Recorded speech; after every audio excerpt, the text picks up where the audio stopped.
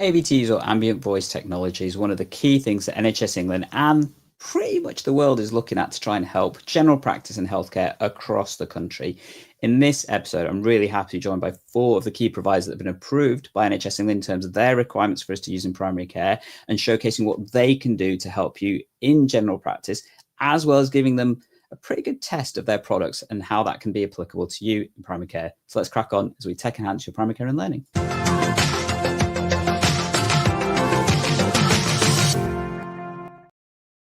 Hello, GP learners. Welcome to this episode where I'm really glad to have various providers talking about AVTs, ambient voice technologies, scribes, whatever you want to call them. And we are going to go through various different aspects of how they can help you in primary care, as well as potentially what they get planned for 2026, because it's not that far away, is it? I'm just going to go around and give you brief plan of what we've got covered for this episode. So what we're going to do is go through a quick hi from the providers. Then I'm going to cover some of the key information we've already asked the providers to help and provide for yourselves out there that are watching this live stream and give you access to this key document that is going to give you a lot of that comparison information. And then from there, we're going to go through a quick 6-minute session from each of the providers about what they can offer you directly.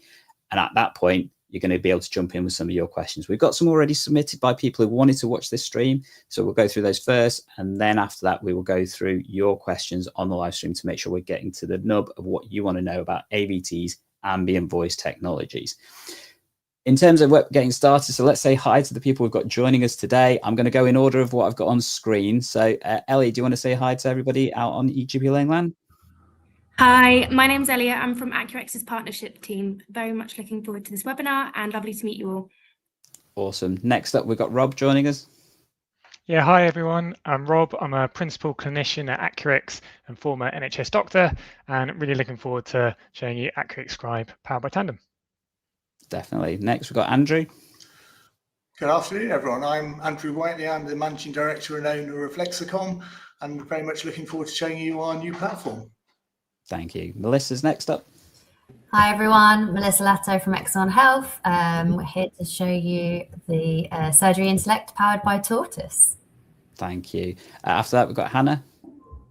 Hi everyone, lovely to be here. My name's Hannah Allen. I'm a practicing GP and Chief Medical Officer at Heidi. Thank you. Duncan. Hi, I'm Duncan. Good afternoon. I'm from Lexicom. I'm the Learning and Development Specialist, and I'm very much looking forward to you showing you all just what Lexicom can do. Okay, Gus. Hi everyone, I'm Gus. I'm part of the commercial team here at Heidi. Excited for the webinar today. Thank you. And finally, Dom. Hello everyone, I'm Dr. Dom Pimenta. I'm the CEO and co-founder of Tortoise, and we obviously provide the service for Exon Health and Surgery Intellect. Thank you very much.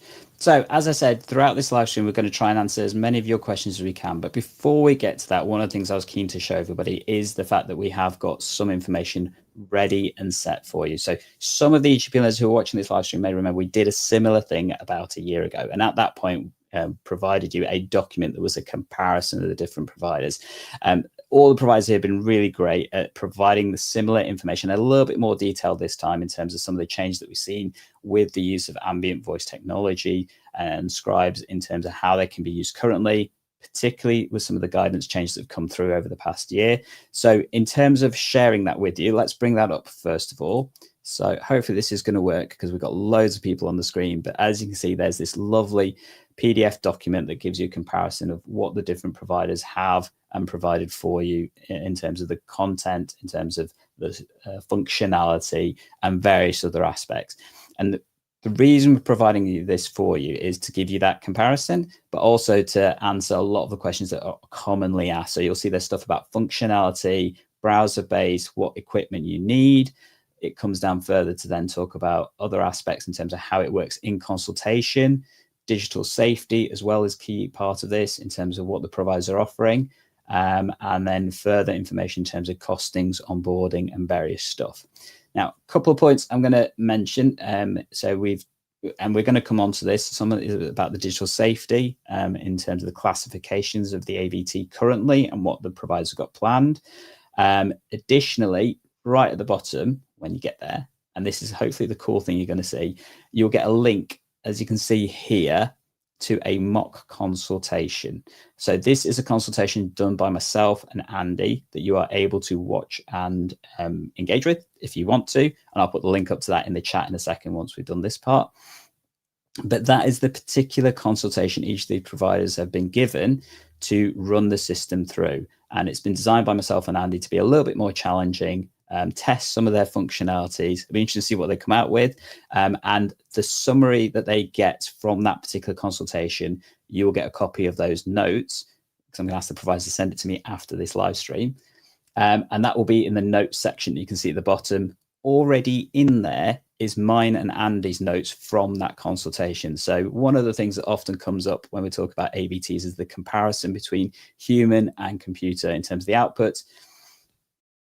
You get to make your judgment, your decision. So you're going to have mine and Andy's versions of our documentation of that consultation and comparison with the 4 different providers that we've got on the screen for you. So hopefully that'll give you more information to help decide what works best for you when it comes down to a decision about which AVT you want to choose.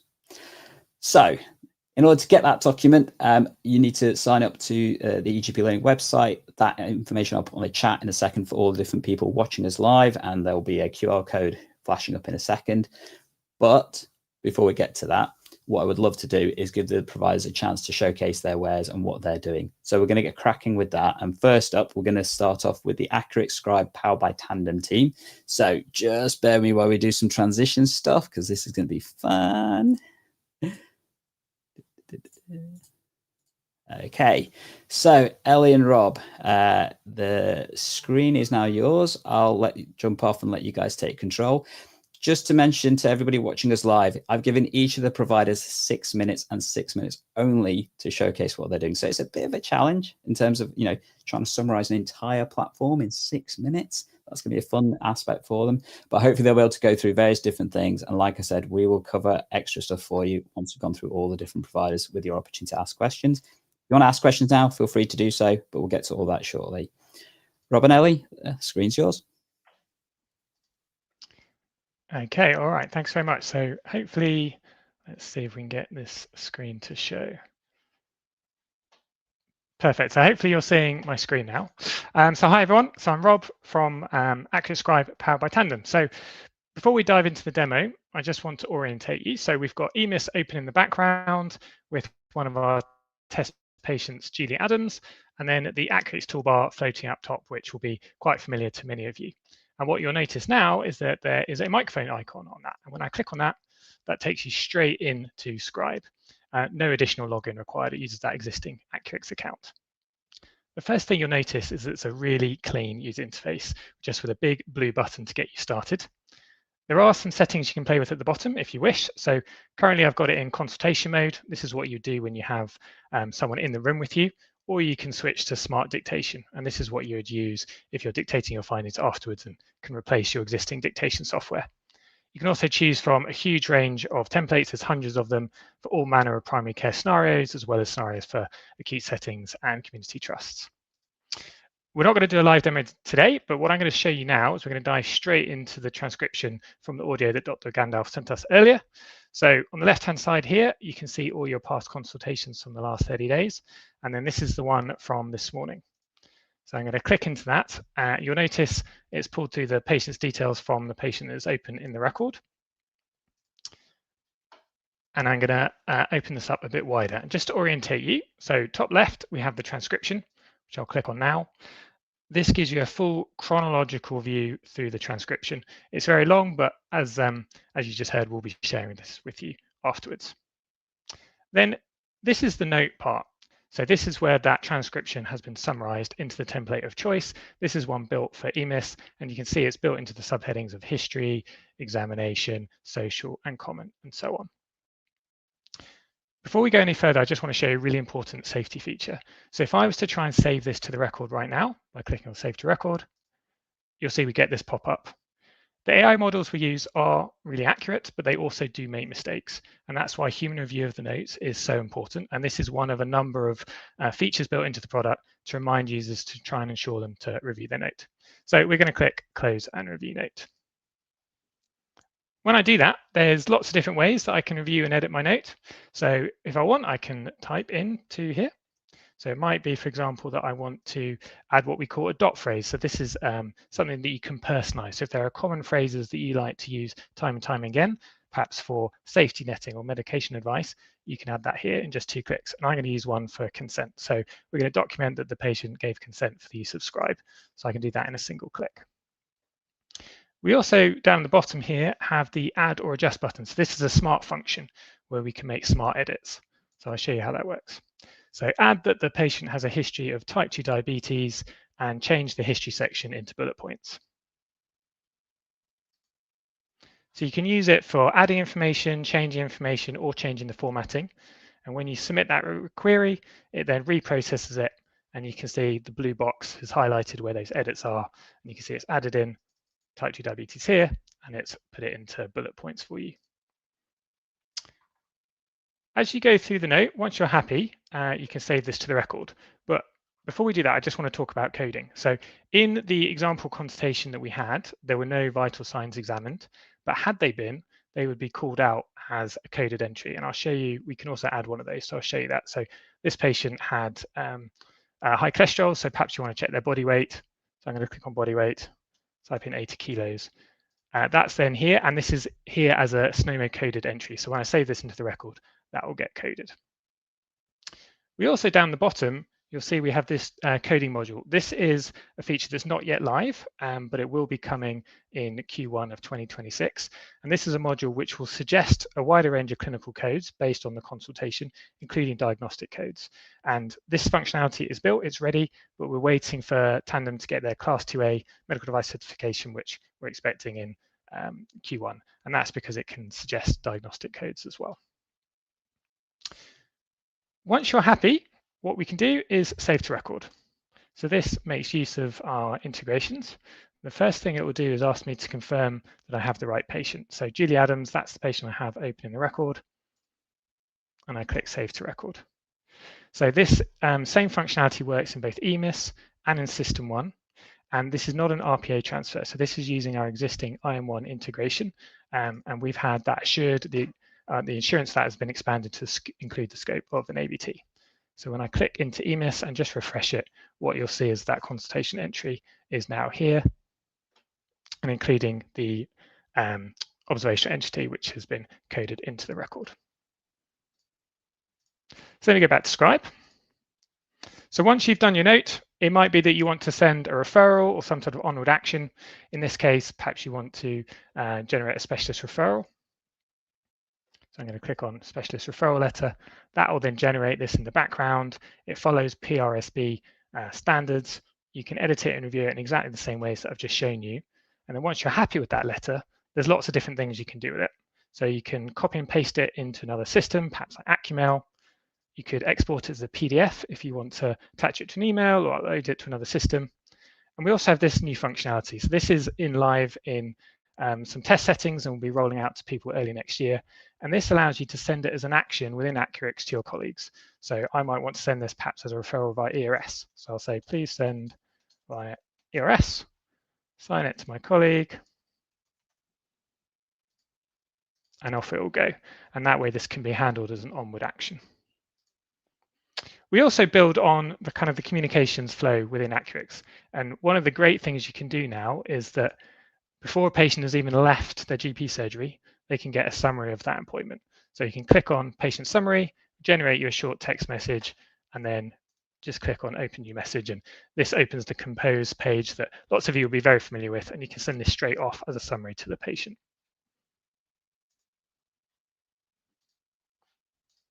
The last thing I want to touch on is around personalization. So I showed you with the note that you can make edits.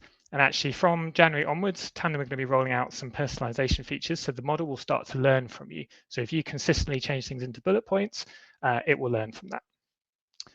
But in addition to that, you can add dot phrases, which I showed you. You can adjust how it handles normal findings. And there's a new template builder functionality. And this is going to be rolling out very soon in just the next couple of weeks. And this means that you can build bespoke templates suitable for your service. And you can either do that by creating entirely new templates, or you could take an existing one, such as this one, and choosing to edit it. And here you can see how it's structured and how you'd edit it. That's everything I'm going to show you today. So thanks very much. Thank you, Rob, and thank you, Ellie, for the demonstration. Really good to see the platform, and like you say, some of that stuff coming forward in the new year in terms of the coding, as well as a lot of the other features that you guys have currently. And I guess particularly with the integration between the two providers, helping to enhance a lot of that service. Awesome. Thank you. So I'm going to now swap you out, and we're going to go to the team from Heidi. So just bear with me, everyone, as we do this.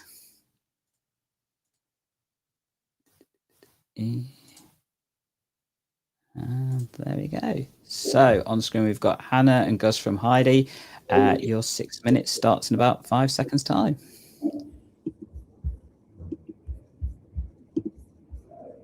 Nice, thank you. Hopefully you can hear me okay.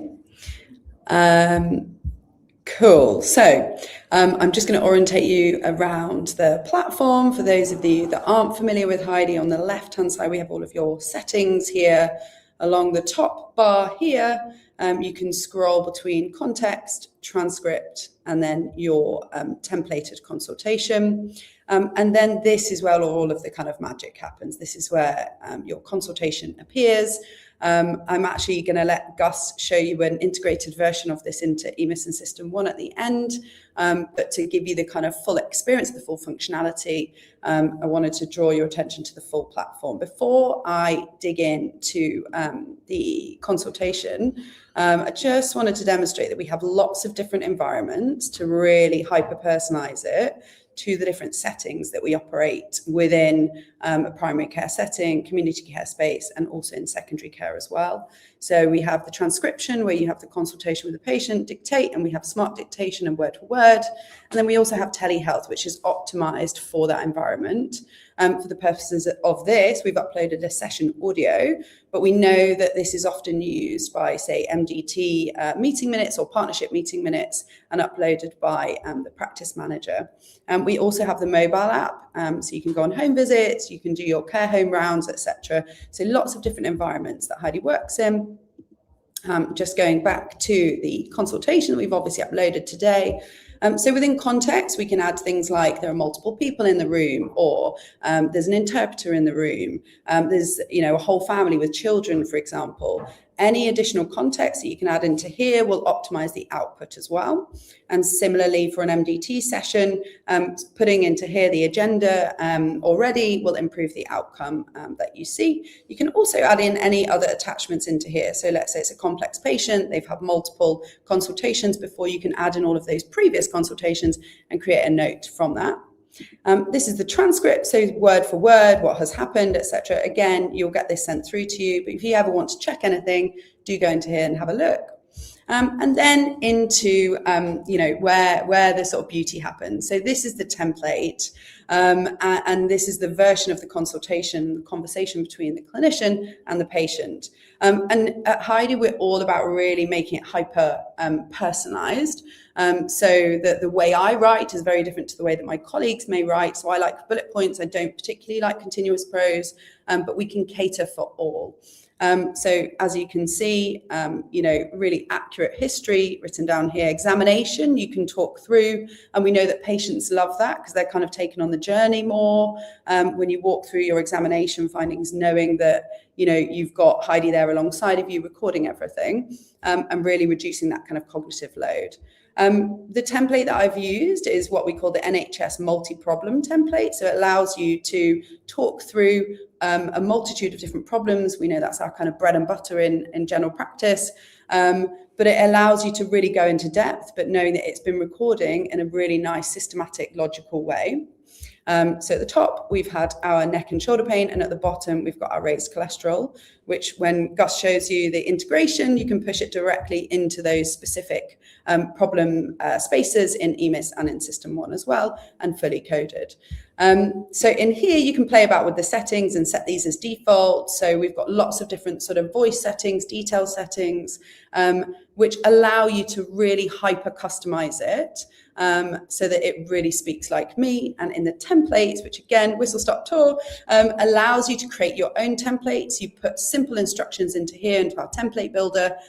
So again, it really feels like it's not a robotic system in the background.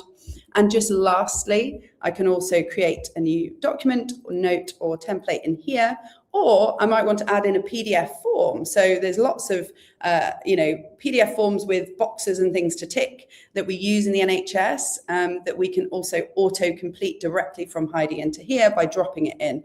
Very simple and straightforward. At the bottom here, we have personalization on. So Heidi knows, because of the way that I've behaved previously, how I like to write, what I don't like. It allows me to really kind of customize it without me having to kind of go in and adapt things and change things. So it's really nice and slick and seamless. Over here, we have coding. So we may want to add in, a couple of codes into the bottom. Again, these are only added once you tick them. They're added into the bottom, and when you push it into the EHR, it will go straight through. I also have dictate anywhere, so I may want to dictate something into here and say addendum, I've reviewed the patient and I'm going to review them in 3 months' time, for example. I may want to generate a referral letter, for example, so I can ask Heidi to generate that for me at the bottom here. And then really quickly, lastly, we have our tasks here. So these are really popular with our clinicians rather than writing onto a piece of paper. We can see here we've got a number of different sort of follow-up tasks for me to do, which Heidi will generate automatically for me. And then with one click, I can generate these. So it may have said, generate a physiotherapy referral letter, which I've actually got here. I can do that in one click over to the side over here. Now, if there's time, I will let Gus jump on and demonstrate our integration quickly. Thanks so much, Hannah. Yeah, this is a bit of an EGP Learning exclusive. So I'll try and share my screen here and show you. If I pull this up quickly.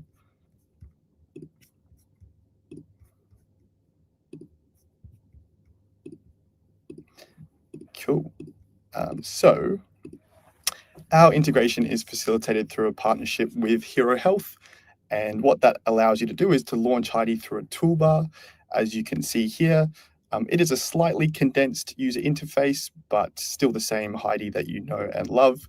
And of course, the benefit of this is it links straight to EMIS, and with TPP coming soon in January as well, it links to the patient there, so you don't have to do the manual copy and paste. I won't bore you with the consultation because we've gone through that, but the same idea, you can pick a template of your choice.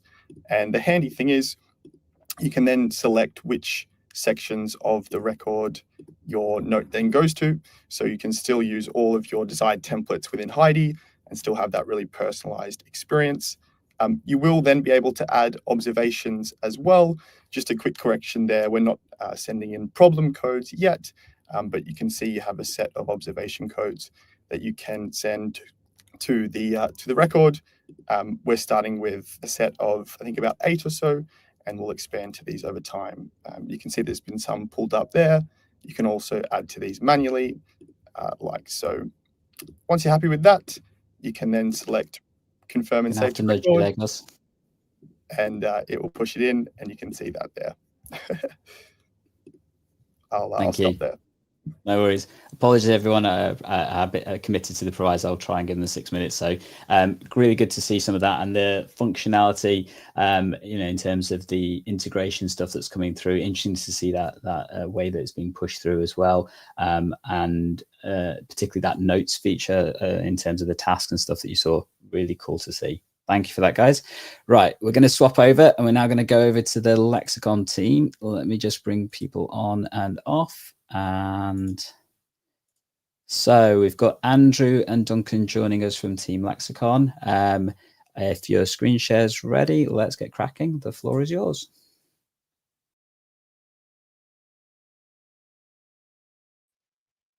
Hello, sorry about that. Couldn't unmute. So I'm Duncan from Lexicon. You may have heard of us because we've been around since 1999, and we are in over 60% of UK GP practices. And we're offering a free upgrade to all of our existing customers to use the Ambeint AI part of our software. And this can be used for telephone consultations as well as in-person consultations. And it can also be used for MDT meetings, practice meetings, and anything else you wish to capture and generate outputs from. We have a full CSO service available to help those that need it with data governance and making sure that all of the correct boxes are ticked and paperwork is ready. And we also have patient information that is available, including posters, leaflets, and waiting room screens, all with QR codes that link directly to a patient information page on our website, giving them all of the detail they need to be informed when they consent to the use of AI. So let's go ahead and demonstrate it now. I've got Lexicom open here. I've already captured the audio from the example that was shared with us. So all I need to do is hit one button and it's going to generate a consultation summary. So I've selected GP consultation for system 1 because that's the system that I've currently got open. It will automatically generate a summary here, as you can see, broken down into this lovely SOAP format, as well as multiple other outputs. Now there's loads of customization available as to which options you have available, and we can tweak and change them as needed to suit your team and your requirements. And when I'm happy with the results I've got here, obviously I'm able to make any changes, add things, delete things as needed. And then when I click here, I can inject this directly into the clinical system. In this case, system 1 also works with EMIS, and more coming very soon as well. So you can see it confirms the patient information here, the information that I'm adding in, and then I just press submit to confirm that. It injects it into the clinical system, tells me that it's done, and you can see here that's now been added into, in this case, system 1. I can also then go ahead and generate whatever other outputs I may wish to. It can add the codes as well, by the way. So I could go ahead and create a letter to the patient, for example. I could literally click to print that right away and have it waiting in reception for the patient to grab on their way out. I could also send it as an email, which will open in Outlook or whichever email client you use, and I can copy and paste the outputs to wherever I need them. As I say, I can select a whole range of options. So in this case, we require 2 different referral letters. By selecting referral, it's recognized that and generated 2 nicely well-written and well-worded referral letters ready for me to send as ever I need to. At the end of the consultation, when I'm done, I can click this little cross here, and that will clear the consultation. If I say yes, that wipes it and it is completely gone. And the advantage there, of course, is that that means that your patient's data is safe. So we comply with and exceed the highest levels of data security required. Not only do we tick and exceed all of NHS England requirements, but also so much so that we're registered on G-Cloud and therefore can be even used by the Ministry of Defence if needed. So not only do we achieve all of that, but we exceed it, and we take a belt and braces approach. So everything that we do is processed only on UK servers. It never leaves this country, never processed by any third parties, and is fully encrypted throughout. We also have Patient Shield, which can redact patient identifying information before it's processed by our AI, making sure that the AI doesn't even have that information available at all. And we have Lexicom Certify, which is traditional coded software that double checks the work that AI is doing without the use of AI. So it checks to make sure that we really are providing the best possible results for you. I can also go ahead and send text messages directly. So if I click here, that's going to pull the patient information through, and you can see it's automatically filled that out. I can type, copy and paste, or even if I want to, I can use Lexicom Echo, which is our live speech recognition software, to seamlessly type what I'm saying into any application, including within Lexicom, and also any other apps, including Word, clinical systems, etc. And you'll see when I do, it automatically types everything that I say, proofreads it, and punctuates it perfectly for me, ready for me to send that text should I wish to. So as I showed, you can use Lexicom Echo, the speech recognition, but in fact, it's a combined solution that includes multiple different options within the same platform. So you can speak into any application with your voice. You can also send dictations either from the desktop or from your mobile phone. So you could, for example, do a nursing home visit, record some very rough notes into your mobile phone and send them, and it will then appear on your desktop already formatted into a SOAP format in the various sections with an email summary ready to send to the nursing home, and it will do all of that for you just at the press of a button by the time you get back to your practice. You can also send things directly to your secretary and have them automatically transcribed for you should you wish to use the more traditional style of dictation. So it's all there built into one piece of software. With our patient messaging that I showed you, not only can you send text and emails, but next month it's also going to integrate with the NHS app as well. We have a new app that's coming out that has full mobile integration for iOS and Android, as well as Mac and web use, so it can be used across any platform.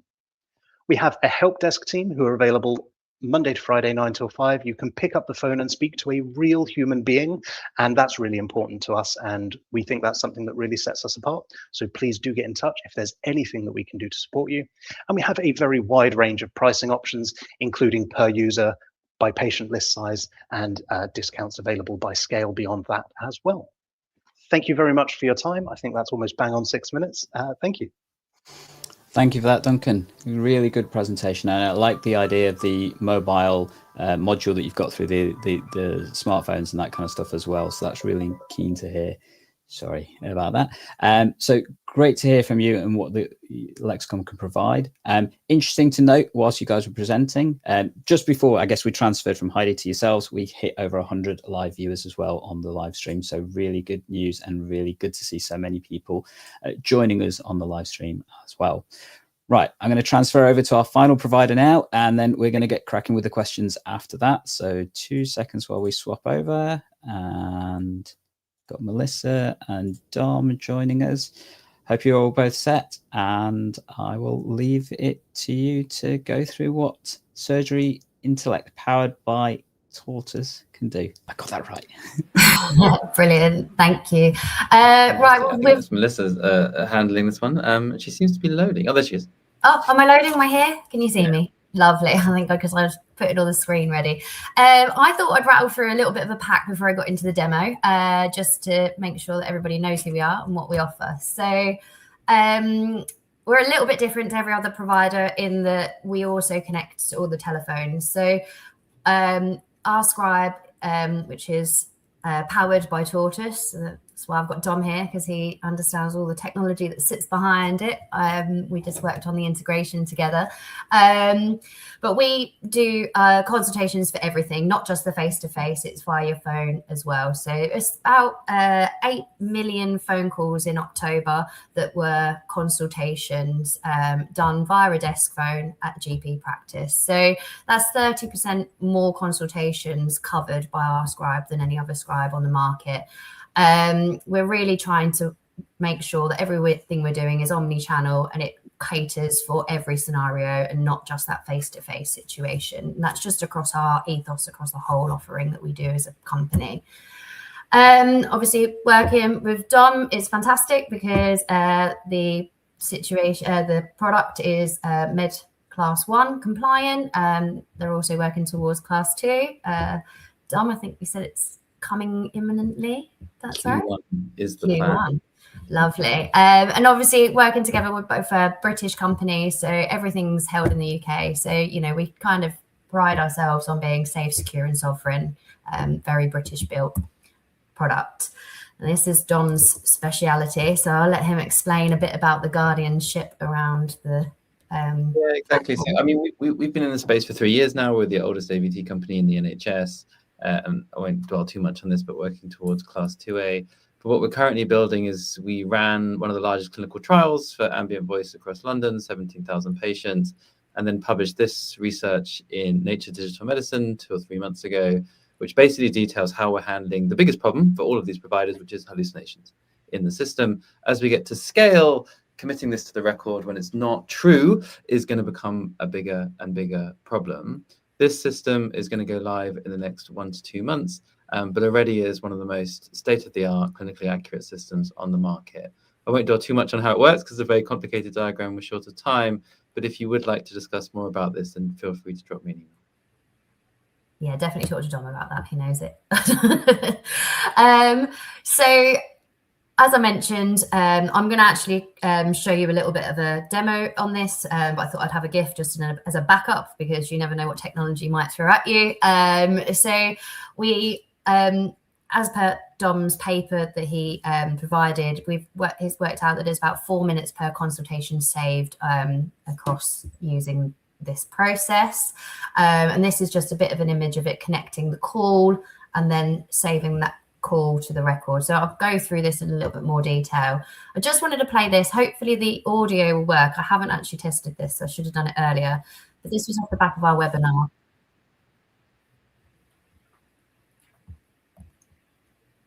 Is it playing?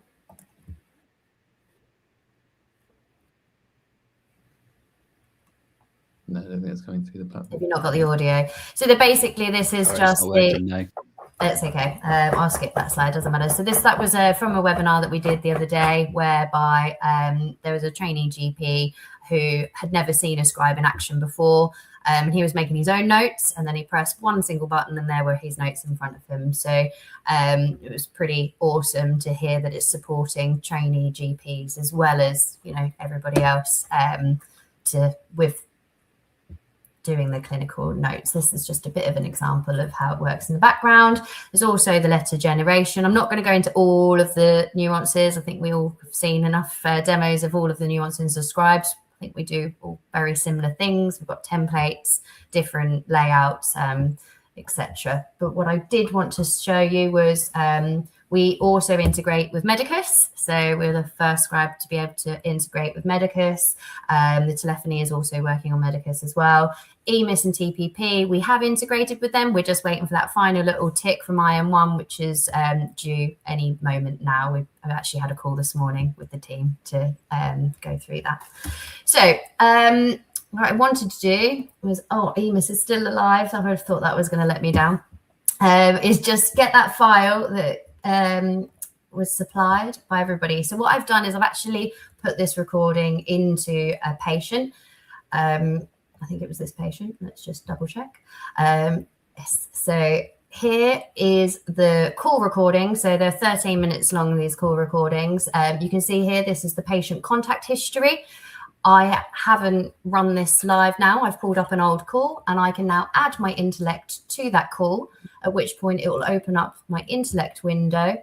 It knows it's for the patient. It will open up Tortoise, transcribe the consultation. Bear in mind, this is a 14-minute consultation. That's already been done.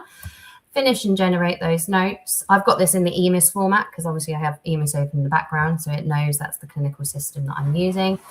It's applying that formatting, pulling it out as the bullet points and concise. This can be changed into whichever is the preferred view of that information. And as was mentioned on the other ones, during this consultation, there wasn't actually any observation clinical SNOMED codes that was pulled through, but you can see that there is the information about the consultation, problem, and examination. There was actually more than one problem raised on this, which I think was really quite cool. So each problem has been broken down into its separate problem, history, comment, and details. Dom, I don't know if you want to cover anything specific on how these notes are generated. No, but obviously when it writes back into the separate problem fields, and that's kind of the purpose of doing that. There's different elements of templates you can have, whether they're structured or not and unstructured. But this is an example of what we call problem-based charting. And then there's different ways of doing concise or comprehensive or styles. And then we will have templates. The problem with templates, as most of people will know, they don't necessarily match the inbound format for EMIS and TPP. So to make that work for the IM1, we have to do a lot of special magic, which we're working on at the moment, but that will come very shortly. Yeah, and then I can approve and save that back to the clinical record, and I can see that I'm probably out of time. Am I out of time? Yes. Lovely. Great. Thank you very much. No worries. Thank you for that. And thank you for demonstrating the platform. And as you mentioned, you know, some key integrations there that you have in terms of how it works with the telephony system powered by Surgery Connect. Sorry, lots of names there with surgery starting off and things. And also, you know, integration with the Medicus as the new platform available for practice to look at in terms of utilizing the EPR. Great to hear. So I'm just going to take both of you for a second because I want to show something to the GP learners. I'm going to bring everybody back on from there.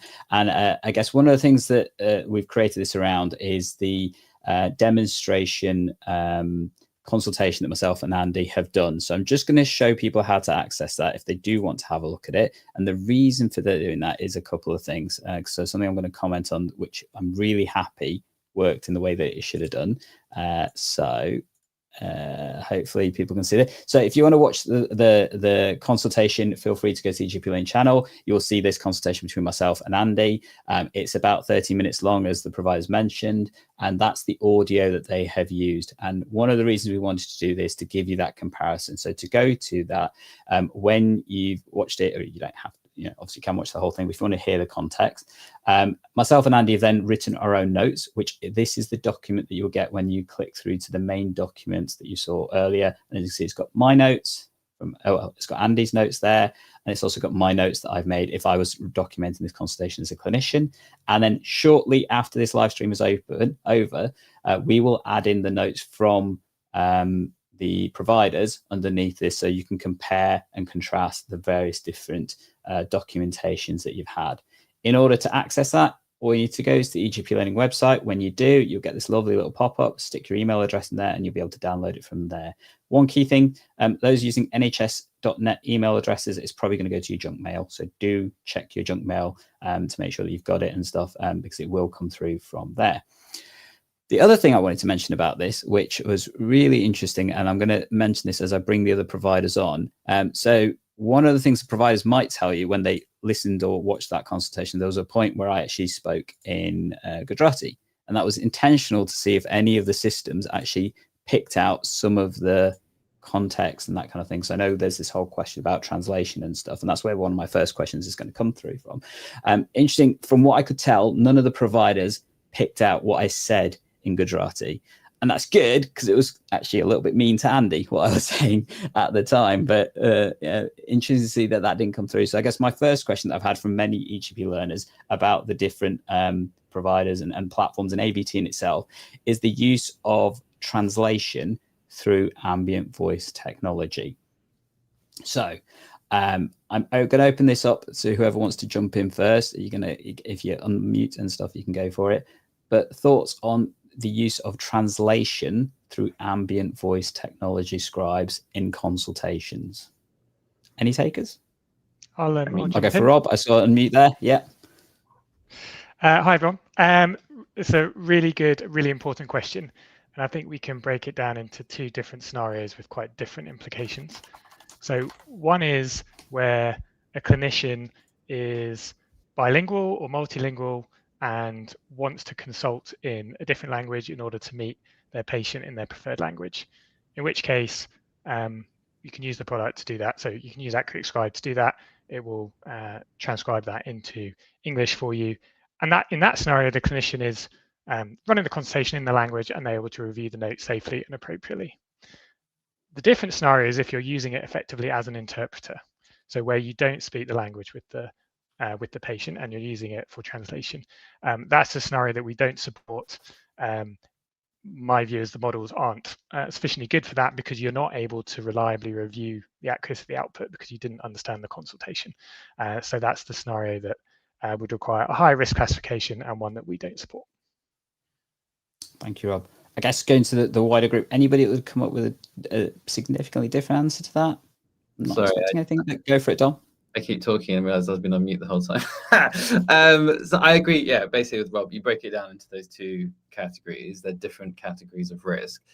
We're all medical devices here, so probably better to couch it in those type of terms. AI translation without human oversight is autonomous AI, right? So that's going to be class 2, class 2B, even potentially even class 3, but that's not something that most providers are going towards. The problem that we have is from our post-market surveillance, we do live reporting of the accuracy of the system in real time. So any organization can look at the precision and the recall of the system. That's all validated, thousands of pages of documents in English. So we don't know what the hallucination rate is, for example, in Gujarati or in Hindi or any of the other languages. And there's a piece to validate language by language to make sure that we can understand and report on that. Otherwise, you're creating a bit of bias and equity in the system, indirectly, but also from the medical device perspective and NHS England guidelines, translation does need to be the reliability of the vendor, unfortunately. So we do have to understand that the accuracy in English is the same as in any other language. Otherwise, we'll create some disparity when we start to do those consults So there's a little bit of difficulty around the monitoring as well. Thank you. I'm going to go on to the next question. So this, I think, is going to be an interesting one because it's one that's been asked a lot in a particular AI in NHS group that I think quite a few people are here on.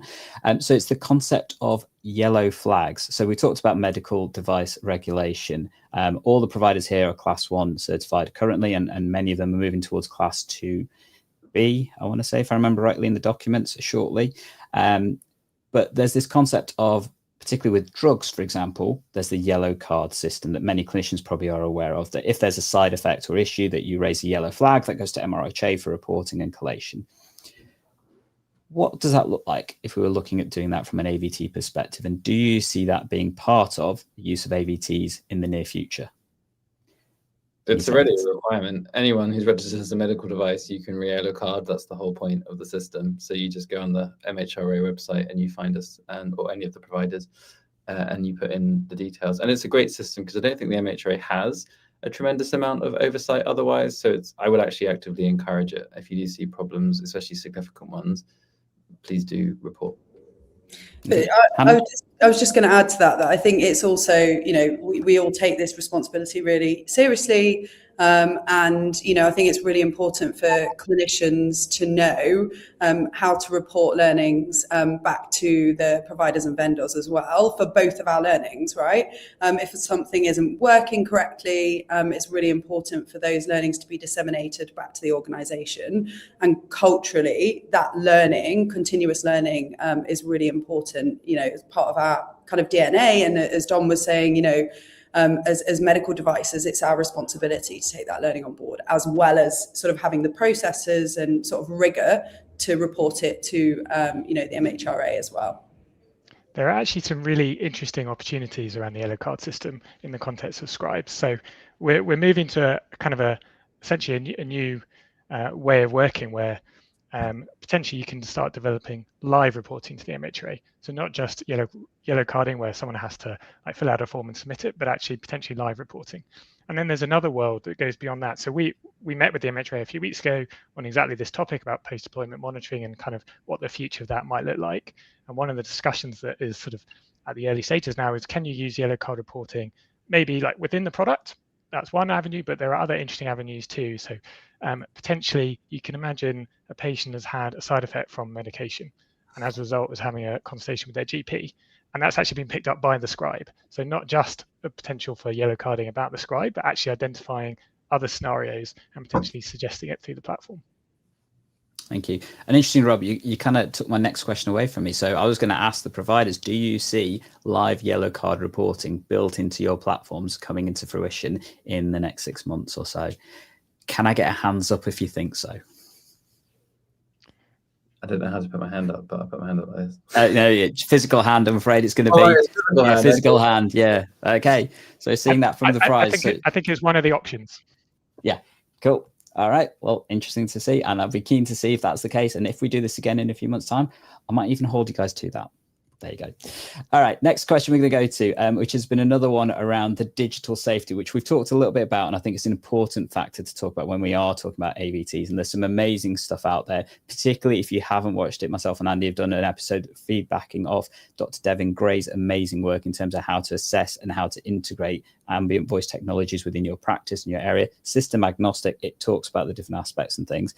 But in particular, it talks about the concept of clinical safety officers or digital safety officers, etc. So my question to the provider, I'm going to go around each individually. I'll let you decide who picks it off from each team.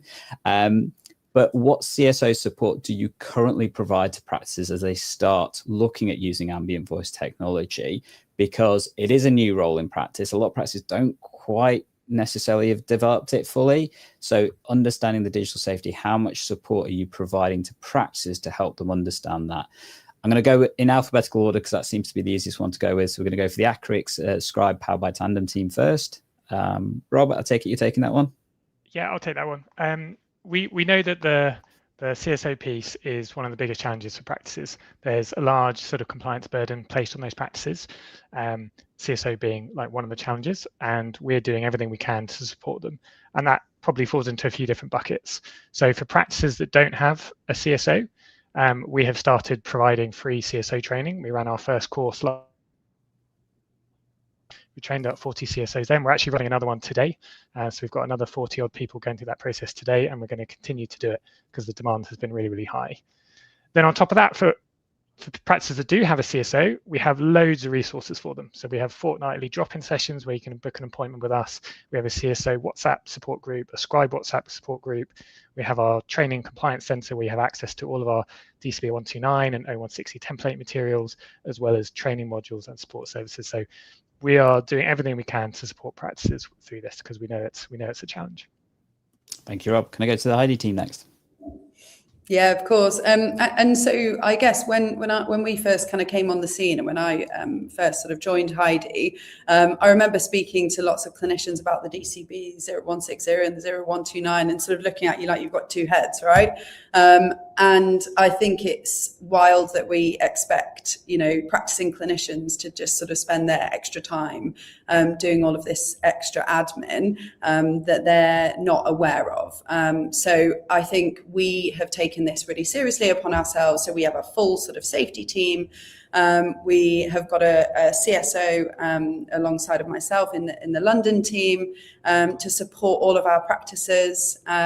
I know that, again, when Heidi sort of first came to market, it was relatively easy to get onto a CSO course. I've done the CSO course myself, but shortly after the guidance came out from Alex Price Forbes, it was almost impossible to get onto a course. So, I think it's great that we are improving access. Have I been cut off? No. Oh, I'm still there. Yep. Sorry, my screen has gone completely blank. So I think it's great that we're improving access, and we also work with a third party, which I can let Gus tell you a little bit more about, to support practices and make sure that we have all of their kind of CSO paperwork in place.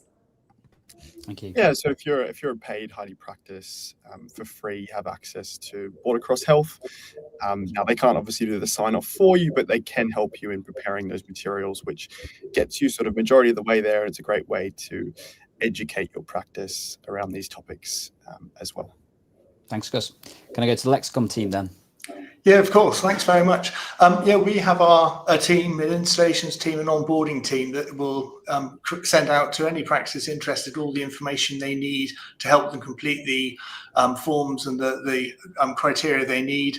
We also offer advice, and we also have access to our own CSO team who will actually be on hand to take over and help them on board as part of the process. So if they don't have their own CSO, we can actually help them or their ICB roll this out across the patch. And so, yeah, we, like others, are doing all we can to help people get on board. Awesome. And finally, surgery intellect powered by Tortoise. Yeah, annoyingly, I've just had someone knock at my door. Dom, do you want to take that one? I will, and I think I'll agree with Hannah. So we're doing a lot to support CSOs. I'm a CSO. I mean, actually, most of the docs on this call probably are as well. The issue really is it's still not practical, right? We can train all the CSO in the world. We're not going to train 6,500 CSOs to look at the AI capabilities every single day. It's just not going to happen. I think with the medical device changes, the ICB AVT registry framework, there'll be a lot of changes about the requirements at the moment.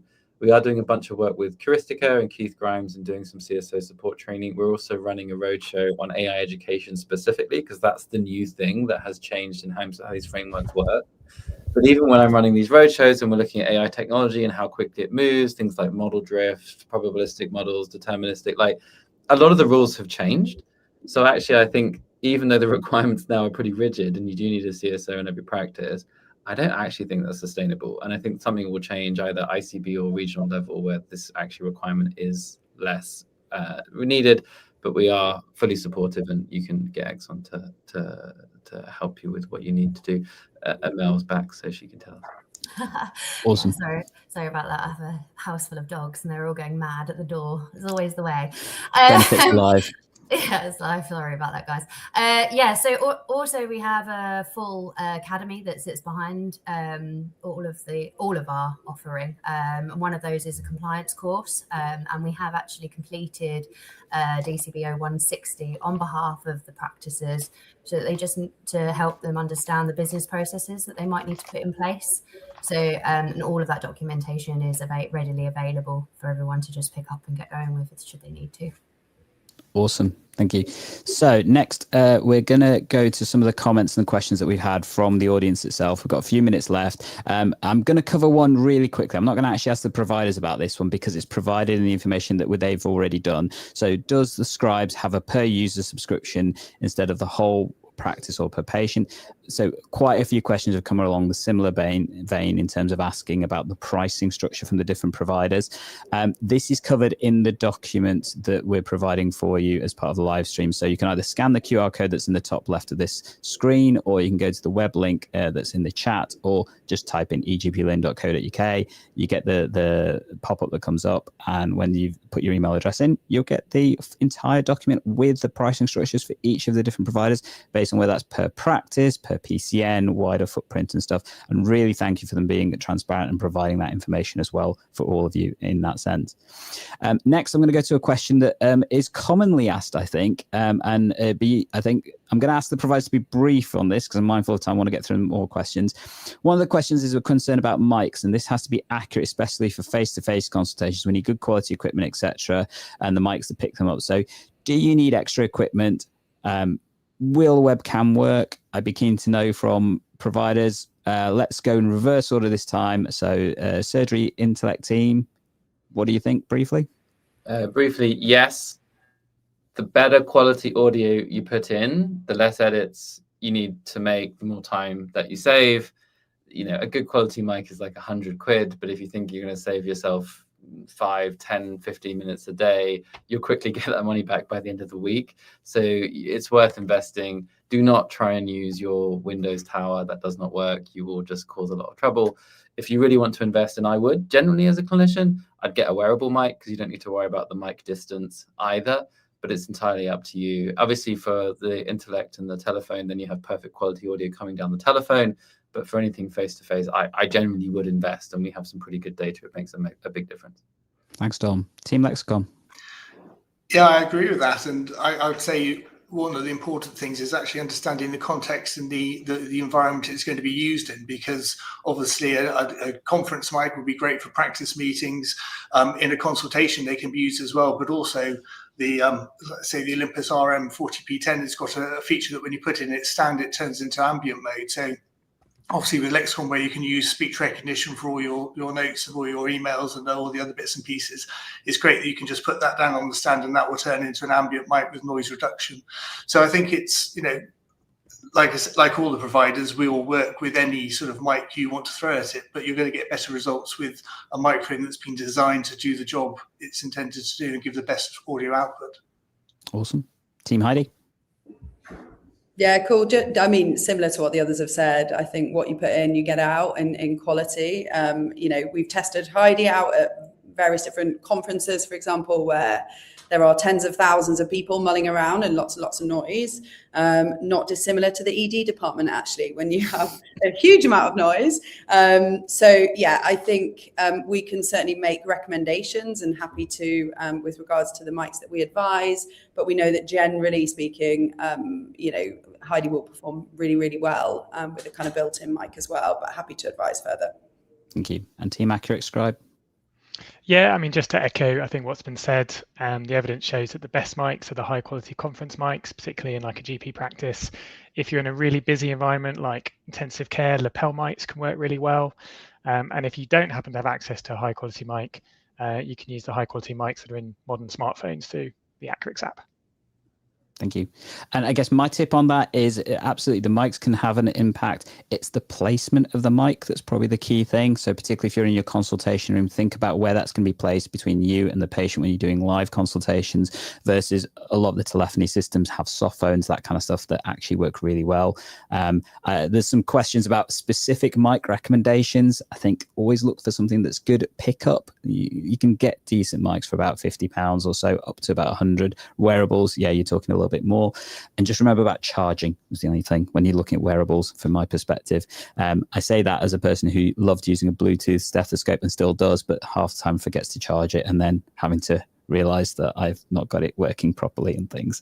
Hey ho, that's life. Downsides technology. Maslow's hierarchy of needs, battery and Wi-Fi first before everything else. Okay, so we've got a cut. I'm going to push this for a little bit more time because we've got some really interesting questions coming through. A really specific one that's come through. In fact, I think that's probably a bit too specific for us to cover, to be honest. So where have we gone? My questions have gone, Delali. Here we go. So I'm looking for a scribe tool that benefits the whole practice, usable for consultations as well as management tasks like MDTs, meetings, and HR discussions. I know it's one of the features that we've specifically asked in the document, and many of the providers have provided that information in the document itself. But I guess just a yes or no, absolutely consultations, we've seen the providers do that. Does your tool work for meetings? So I'm going to go with a show of hands for this one again, if that's all right, because we're going to go through time. So would you say it works well for meetings? That sounds like a good thing. What about HR meetings? Okay, still good for that. And the reason why I said obviously HR meetings tend to be that little bit more contentious, data stuff and things. But I guess as long as you've got consent, that's the key thing, isn't it? Cool. All right. I'm going to go to our last question then that I've got for you. And I haven't told the providers I was going to ask them this, so it is a little bit mean, but it's one of the questions I've been asked repeatedly to ask all the providers on here. And that is, if you can't use the product that you're working for, which other ambient scribe technology would you use? You can see their faces, can't you? So I'm going to go in reverse order because Dom seemed a little bit more engaged, and that gives the others a bit more time to think. So Dom, go for it.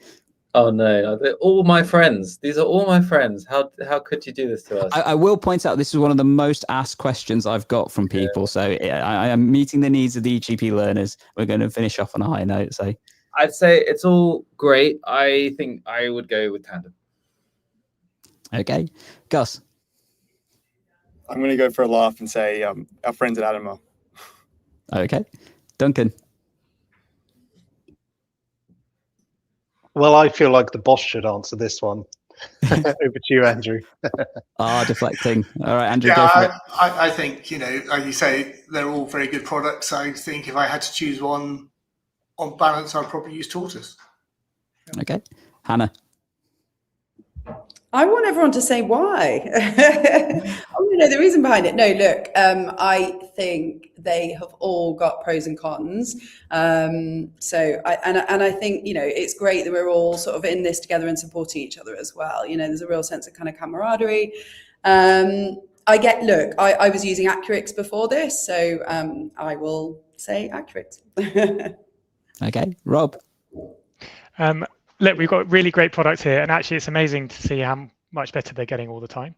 I think I would probably go with Tortoise because of the Exxon integration. Thank you. Ellie? I would echo that. I think all of the suppliers here are trying to fix a big problem in healthcare, but one that integrates with your workflows is probably the one that's going to be the most robust longer term. And finally, Melissa?